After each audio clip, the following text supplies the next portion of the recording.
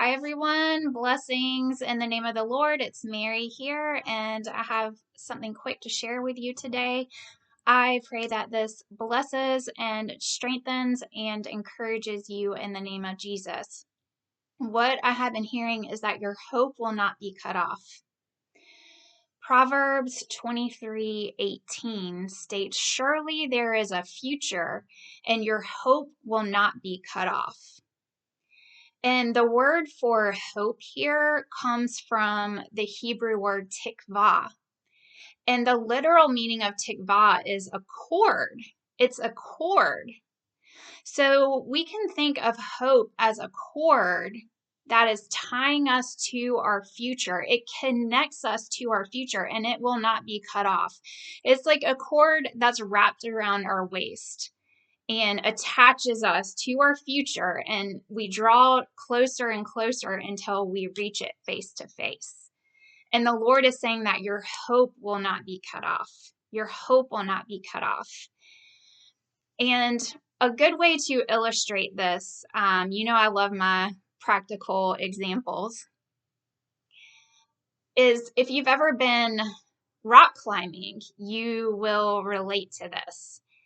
So oftentimes the Lord will bring us into situations that are above our level of talent, above our level of expertise, that are harder than we are actually capable of doing in our own flesh.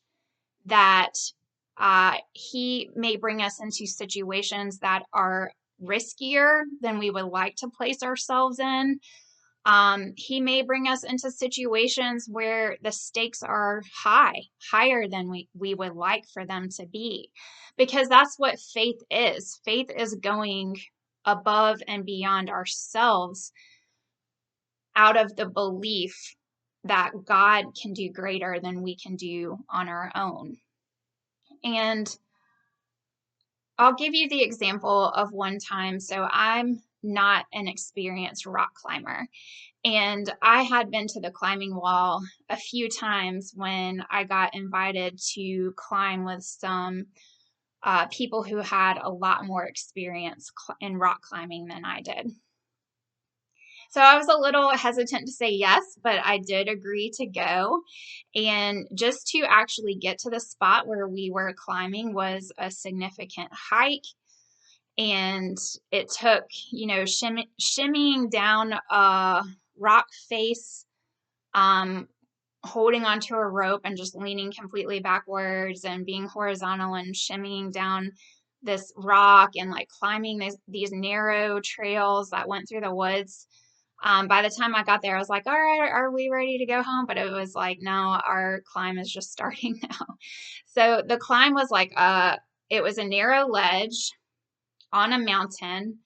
And there was a very large drop off next to the ledge. So then we were climbing a rock face that went up from the ledge. So if you fell while you were climbing and the rope didn't hold, then you wouldn't have hit the ledge. You would have just tumbled down the mountain. And so the stakes were high, and this was riskier than I would like for it to be. But of course, it wasn't, to the people I was going with, this wasn't a big deal at all. And they were experienced and they knew what they were doing. But sometimes our walk with the Lord is a little bit messy. Like when I had done the climbing wall, it's one thing when you're climbing in a space that's like neat and clean, but climbing on the side of this mountain, like as I was climbing, you try to grab onto a little rock overhang and there'd be dirt. Like this climbing location was in the middle of nowhere. It was not used very often. It was just some random climbers had gone and put anchors in and used it before. And so I would try to grab onto something and dirt would fall in my face. And actually there was poison ivy that was growing all along the rock face. So by the next day I had poison ivy like on my face and my arms. But I knew this climb was above my skill level. It was above my experience level. And the thing is that you are tied in with a rope. So when you are rock climbing, you have a rope that attaches you to the top, and it's attached to a pulley. And so the person below you is taking up the slack on the rope as you climb. So the thing is, really, if you fall, you're not going to fall very far as long as they're doing their job, and as long as the anchors hold, and as long as the rope holds, you're not going to fall. You're only going to fall like a few feet, maybe. But that doesn't mean that it's not scary. And that's kind of what it's like for our Christian walk, is that we're in situations like that. Like, even though I knew the rope was there, and even though I knew I was anchored in, and had the harness on, it was still scary to me to think of falling. And so I climbed. I would say I made it 2/3 up the way. I was trying to use my lower body, like they say, so you don't wear out your upper body, since your lower body is stronger. But I got to the point where I was fatigued. My muscles were fatigued. I was reaching muscle failure, and my entire body started to shake, and I knew I would not be able to hold on. I got to a spot where the only way up was going to be, I was going to have to like reach out and up really high, and I did not have the strength to do it by that point. I knew I couldn't hold on any longer, but yet I didn't want to let go, because letting go meant believing that it meant falling backwards and trusting the rope to hold me. Like, even though I knew it was there, I had to trust it would hold me. And so, all that to say, the Lord often brings us into situations like that, where He knows that what He's asking us to do sometimes is too hard for us, that there are going to be times where we are going to get very fatigued. We are going to get very tired. We are going to get to a point where we are stuck and we don't know how to move forward, and that there are going to be times we're going to fall. So that's just part of it. Like, we are going to fall sometimes. We are going to fall sometimes. We are not going to be able to hold on any longer.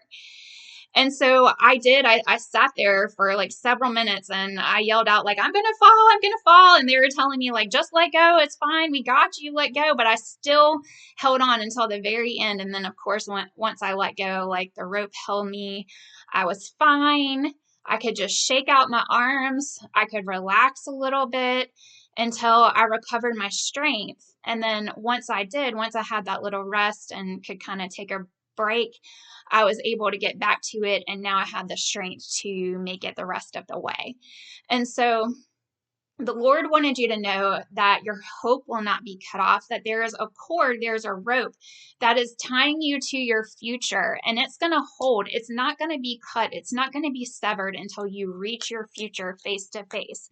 And in the meantime, if you feel like you are too tired to keep going, that you are too tired to hold on, like, I know that's scary, but you need to know that you can't, even if you let go, like, even if you fall, it's the Lord that is holding you up. God is holding you up. He's not going to let you fall all the way.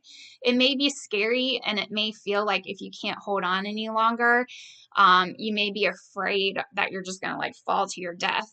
But the Lord wants you to know that that rope is going to hold. Like, even if you're so fatigued, you have to just kind of take your hands off of it and let go for a minute and just have a rest and let God kind of hold you.